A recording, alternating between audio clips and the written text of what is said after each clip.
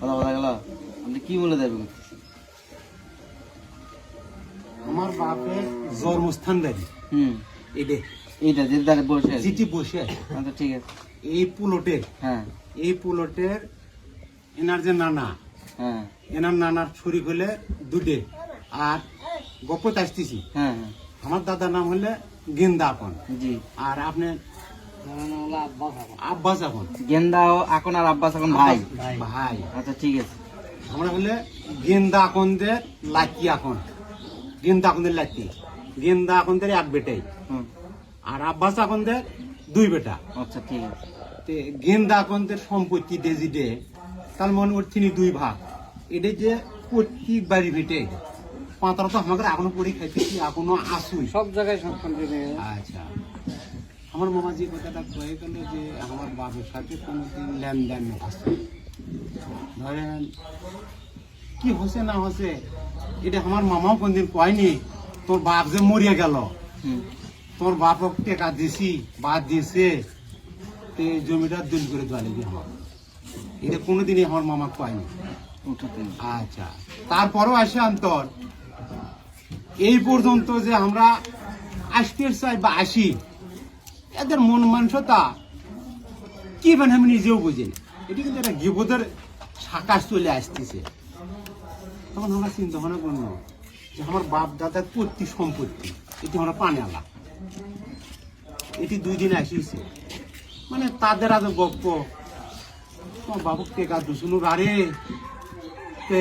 দলি করে দিয়ে যায়নি। দলিল হয় নাই, টাকা দিছেন ঠিকই, কিন্তু কোনো লিপিবদ্ধ কোনো দলিল দলিল কিচ্ছু হয় না। এটি আর শাখা আছে। আর সাক্ষী থাকে, হ্যাঁ সাক্ষী আছে। দলিল হয়েছে কিনা সেটা বলেন। না না না দলিল হয় নাই, দলিল হয় না। টাকা দেওয়া ঠিক না, এটি একটা শাখা আছে। টাকা দেওয়া ঠিক না, কিন্তু না না মামা, টাকা দেওয়া ঠিক, টাকা দেওয়া ঠিক না, এটি শাখা আছে। আচ্ছা ওনারা শেষ করি, ওনার শেষ করে আপনারটা শুনবো। শাখা আছে, ওনার শেষ করতে দেন। শাখা আছে এই বাড়ি পুলটের। হ্যাঁ আসসালামু আলাইকুম, ভালো আছেন? কিছু বসেন, এই চেয়ার দেন। কিছু আইছিল এই বাড়ি পুলটের। হ্যাঁ আমাকে যাই মুরব্বী, এনার নানা গোষ্ঠীর মুরব্বী, আমাকে মুরব্বী, ঠিক আছে। ওই যে হরিবার মন্ডল ছিল হ্যাঁ। এই বাড়ি মুড়ি, অনেকটি মানে সব বিষয় দক্ষতা আমাকে সম্মান দিত, আমরাও সম্মান দিতাম।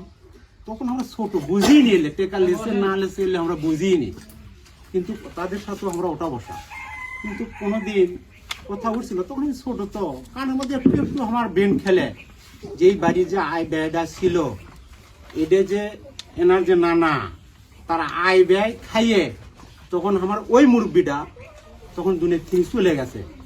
তারা বলছিল যে তুমি যাই দিছো, এটা জমির উপরে লেছে না মিটে গুটিয়ে লেছে না আরো দিবি, এটা আমার জানা নেই, যেটা সত্যিকার কথা। আচ্ছা যাই হোক। আচ্ছা, এটা কারো কোনো দাবি দেওয়া নাই, এটা হচ্ছে তার নানা আর আমার বাপের এটার সমাধান।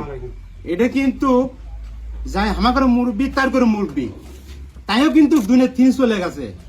এ পর্যন্ত তাই কোনো ওসিয়ত তার কাছে আমরা বহুত যাওয়া আসি করছি। আমি যে গেন্দা এখন বড় লাগতি বা তাই যে আমাদের মুরব্বী বহুত আসি যাওয়াই করছি, এটি কমাচ্ছি। তাই কোনোদিন কয়নি বাড়ি তোর বাবা টেকা নিয়ে দিছি, তোরা এই জিনিসটা দলিল করে দিয়ে সমাধান হয়ে যায়, যেহেতু আমি জামিনদার।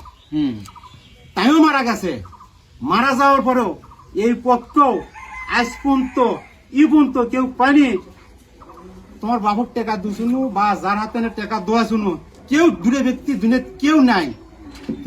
তোমাকে যে টেকা দিয়াচ্ছি বা তোমার বাপ লেছে সাক্ষর লেছে, তো বাবু দলিল আমাকে করে দেওয়া লাগবে।